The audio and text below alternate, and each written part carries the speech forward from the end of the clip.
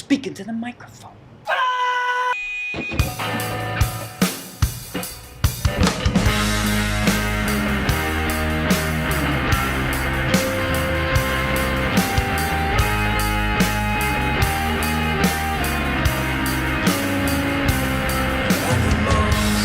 It's a memory that we share.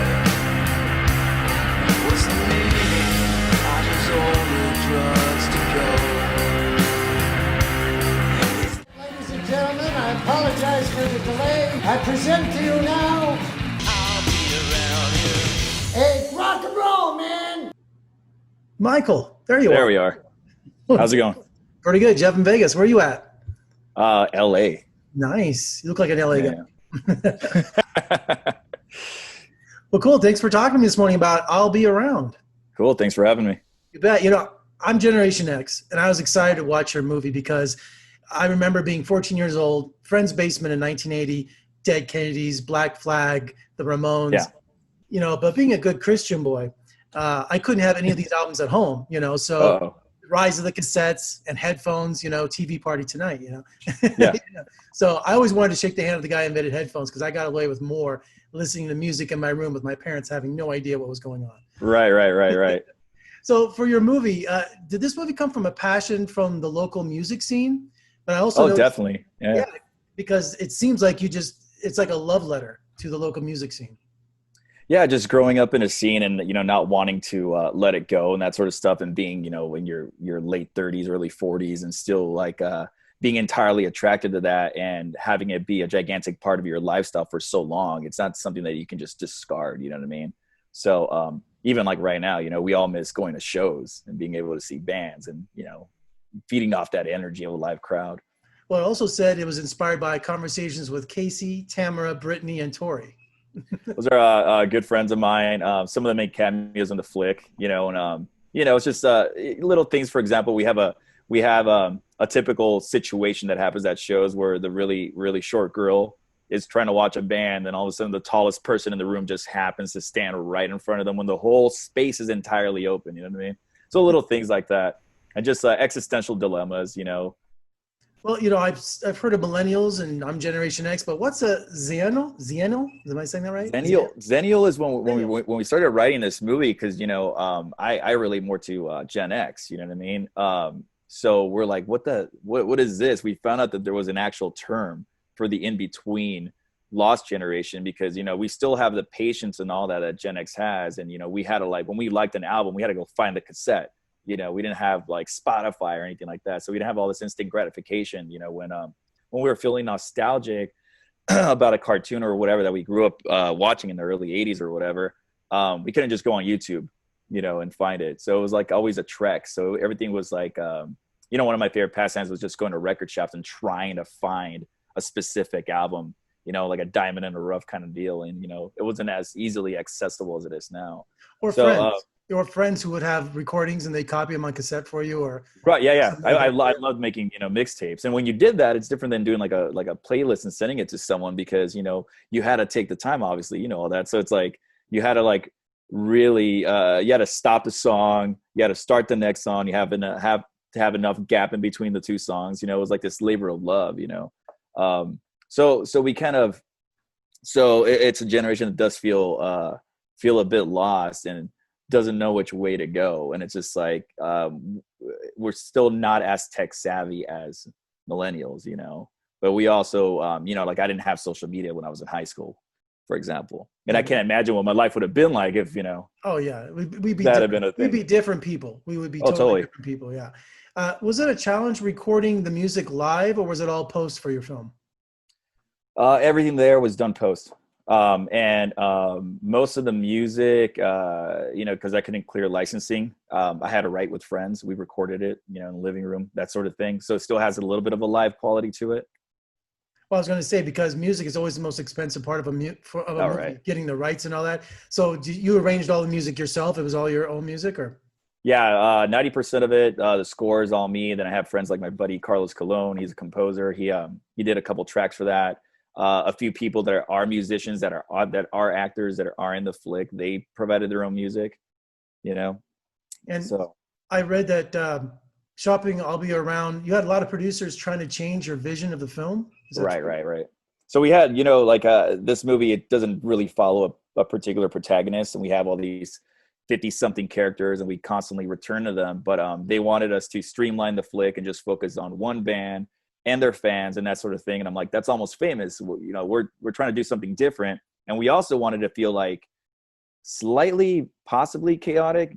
It's kind of like what I always say. It's like you show up to a new town, there's a pre-established music scene, there's all these relationships that have been going on for a long time, and you're the newcomer and you don't really know who's related to who or who's in what band, and you kind of have to figure it out. I really wanted that outlook, or for someone that's approaching the movie for the first time and kind of going like, I don't even, who are these people? You know what I mean? So You I had wanted such to really I say sorry, you go had ahead. such a large cast. How did you coordinate so many actors? You must have a That small was a army. nightmare. Yeah. That was a nightmare, man. So I tend to work with the same core group of actors because this is my third feature, and I've done several music videos that feature these same people and yada yada. But yeah, so they're kind of used to the style of DIY filmmaking that I tend to pursue.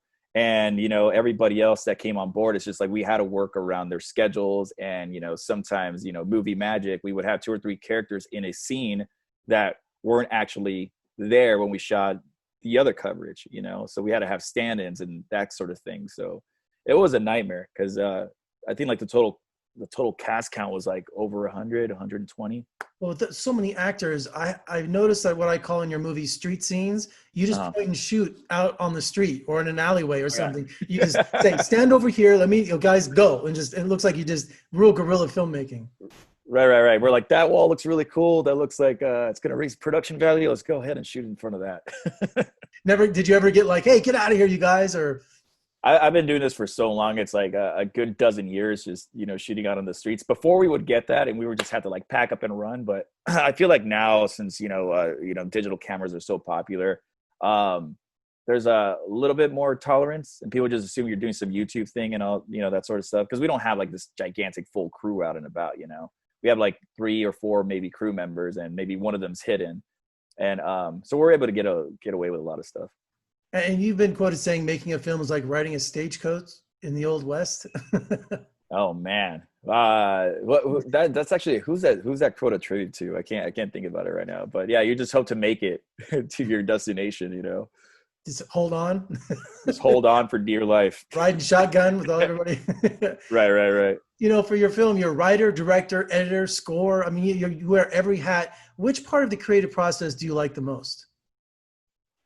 Editing, because that's once you have an initial idea. Like even the movie that Dan and I, the co-writer, and I envisioned, it didn't turn out to be that way. That's usually the case. We have this great idea and we're like, it's going to be this way, it's going to be that way. Then all the elements start coming in because obviously it's a gigantic collaborative effort. So it starts changing. And then once you're editing it, you can completely manipulate the scene, using what you have, the footage that you have, that sort of stuff. So I love that aspect of it. I love being able to put a song to a scene and changing the entire tone of it. And tell me about where you shot the film. Was it LA? Because then I saw you had post-production and stuff in Brazil and Portugal. It was in Portugal. Yeah. It looked like LA. Was that LA you shot the film in? Or?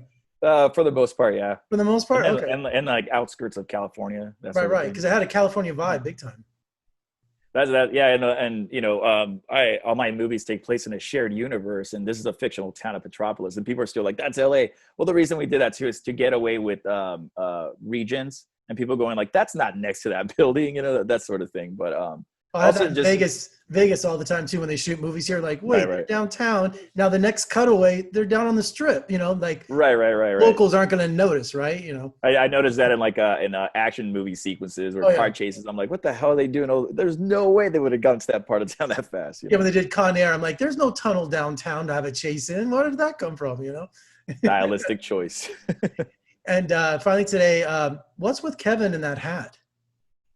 What's with Kevin in that hat? I don't know. He's got his own unique fashion style. That actually came from a joke. That's one of those things that's not going to be very apparent when you watch the movie, even like 2 or 3 times. But every drummer actually wears a hat in the movie, and that goes from a long running joke that drummers are always the ones that stand out in bands. They look like they don't belong because they usually are in like 4 or 5 bands. And they're not going to be dressing that sharp because they're sitting behind a kid. That was my favorite running gag. I loved it. What's with the hat? Yeah. Well, dude, it's been fantacular speaking with you today. Fantacular. I just love the film. And what do you got next? What are you going to do? We've been shooting for right before we started doing IBA. I'll be around. I started shooting a movie called The Boys About Town, and this is about two early 20-year-old boys or young men that are obsessed with the mod fashion or culture, 60s culture, and it's about their friendship within the span of 5 years. And we've been shooting it in real time to watch them age in real time and to show how their friendship falls apart during that early 20s time period when you're experimenting and learning a lot more about life than sometimes you're prepared for. Well, you sound like a filmmaker that takes chances. I like that. Do something. And it's a challenge, and it's a fun project, And then we're gonna start rolling on I want to say it's my version of an anthology movie, and it's these neo-noir tales involving crime and murder. They're slightly interconnected. Well, dude, that sounds exciting. Hey, come visit us in Las Vegas when you have a chance, and we'll talk again soon, okay? Sounds good. All right, man. Good luck with the film. I really liked it. All right, thanks a lot, man.